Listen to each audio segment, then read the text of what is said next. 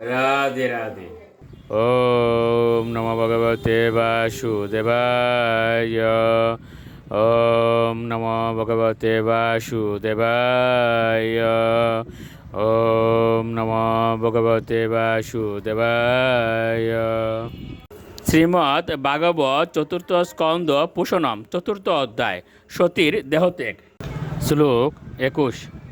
মা পদৈব্য পিতরস্মদাস্তিতা ইয়া যজ্ঞশালাসু ন ধূম বর্তমবীয় তদ অন্ন তৃপ্তৈ সুবৃদ্বিরিতা অব্যক্তলিঙ্গা অবধূত সেবিতা।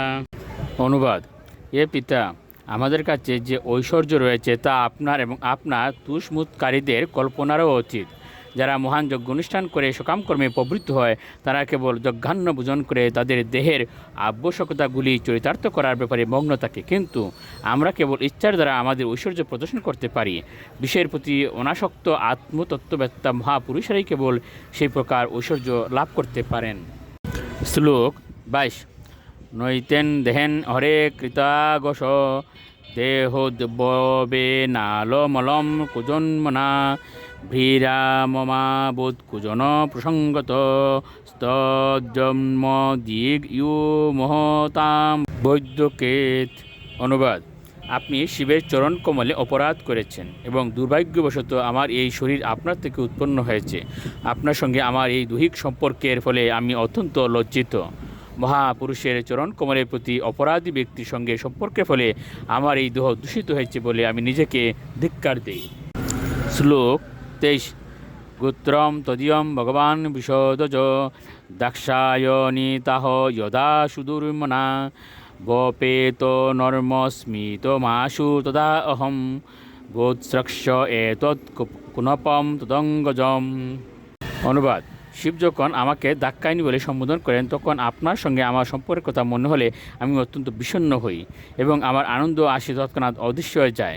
একটি তলির মতো আমার এই দেহটি যে আপনার থেকে উৎপন্ন হয়েছে সেই জন্য আমার অত্যন্ত দুঃখ হয়, তাই আমি এই শরীর ত্যাগ করব। শ্লোক 24।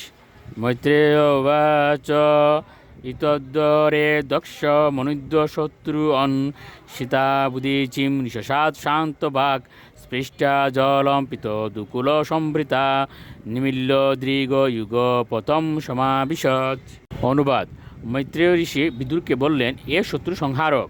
যজ্ঞস্থলে তার পিতাকে এইভাবে বলে সতী উত্তরমুখী হয়ে ভূমিতে উপবেশন করেছিলেন।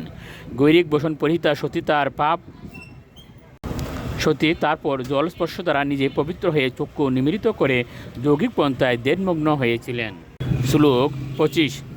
কৃত্তা সমানা বনিলো জিতাসনা সৌদান মুতাইপ্য চ নাবিচক্রত সনৈরিদি স্তাইপ্য দ্যুরসি স্থিতম কণ্ঠাদ ব্রুবুর্মধ্যম নিন্দিতানয়াত। অনুবাদ: প্রথমে তিনি নির্দিষ্ট রীতি অনুসারে আসনে উপবেশন করেছিলেন এবং তারপর তিনি প্রাণবায়ুকে ঊর্ধ্বগামী করে নাভিচক্রে সাম্যাবস্থায় স্থাপন করেছিলেন। তারপর তিনি বুদ্ধিসহ প্রাণবায়ুকে হৃদয়ে এবং তারপর ধীরে ধীরে ফুসফুস মার্গ থেকে ভ্রুযুগলের মধ্যে নিয়ে গিয়েছিলেন। রাধে রাধে।